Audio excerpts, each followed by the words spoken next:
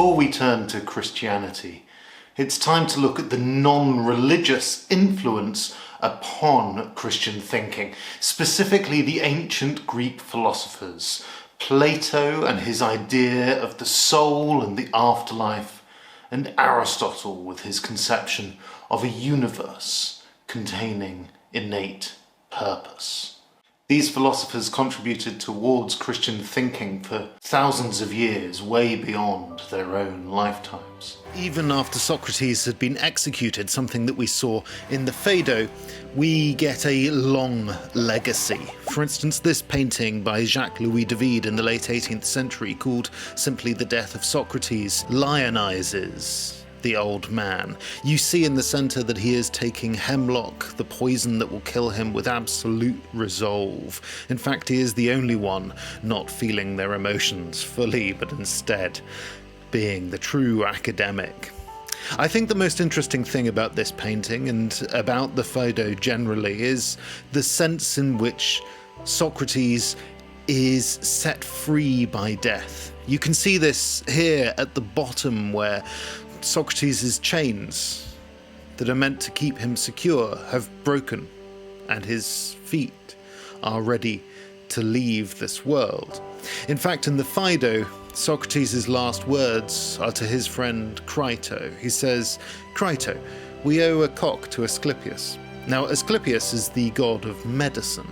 Why would he try to honour the god of healing as he's dying? Well, just as those chains suggest, for Socrates and for Plato, life is a curse, and by being put to death, they are set free. What's the point of this? Well, look at the way that Socrates points upwards. You see the same action in Plato, represented in the School of Athens by Raphael. It's a deliberate echoing. They're both pointing towards the same thing, Plato's realm of the forms, an area distinct from the material world that is abstract and full of universal ideas, where they believed our immaterial soul could escape after death. So Plato's belief in the forms was something that hadn't just come out of nowhere. He'd instead developed it through rational argumentation. The main place in which he developed his idea of the forms and his belief in the forms was the Mino Dialogue. In the Mino Dialogue, Socrates is talking to his friend Mino. And Socrates is arguing that there is another realm of existence where forms exist, abstract, universal ideas that are non-physical and eternal, true knowledge. Now, Mino doesn't believe him. He thinks, well, obviously only the real world exists, the material world, the world full of change. And Socrates endeavours to prove this to him, that he is wrong and that the forms do exist. So he asks him to bring forward his 12-year-old slave boy. Now, this is a boy who's been born into slavery. He hasn't had the chance to study academically at any point. And Socrates intends to use him to prove both the existence of the realm of the forms and also the existence of a non-physical, rational soul. He presents Mino's slave with a very simple task. All I want you to do, he says, is double the size of this square. Mino's slave, remember, has never studied maths. He has no idea what he's doing. He ventures various answers and Socrates gives him hints, but he never gives him the answer. Given a little bit of time, Mino's slave solves the problem and manages to double the area of the square. Now, what does that teach us? Well, Socrates, who remember is the voice of Plato, argues that Mino's slave has innate knowledge, knowledge that is already in his mind. The knowledge of maths, universal mathematical truths. He hasn't been taught it, and Socrates didn't give him the answer, and yet he knew the answer. So it hasn't come from this world at all, therefore he must already have knowledge of it. There must be some other source, and that other source, Socrates thinks, is the realm of the forms. But how did Mino's slave get access to it? Well, Socrates' answer, Plato's answer, is really simple. There must be a non-physical part of the boy, of in fact each and every one of us, that is rational and that has at some point experienced the realm of the forms.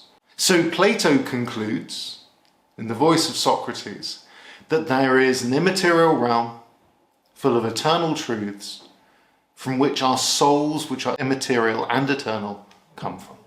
That sounds familiar, doesn't it? It sounds almost like the Christian idea of heaven and the Christian idea of the soul. There's a reason for that. They're the same idea, with a lot of historical mangling. The other philosopher who has had an outsized impact upon Christian theology was Aristotle, in fact, Plato's student. You see here again in the School of Athens by Raphael, him represented next to Plato. Whilst Plato points towards the heavens, the true rationalist that he is, believing that our minds are immaterial and capable of accessing a whole other realm of existence, Aristotle points towards the world. He's an empiricist. He thinks that we can only know things through experience. Now, Aristotle argued that there is innate purpose in the world.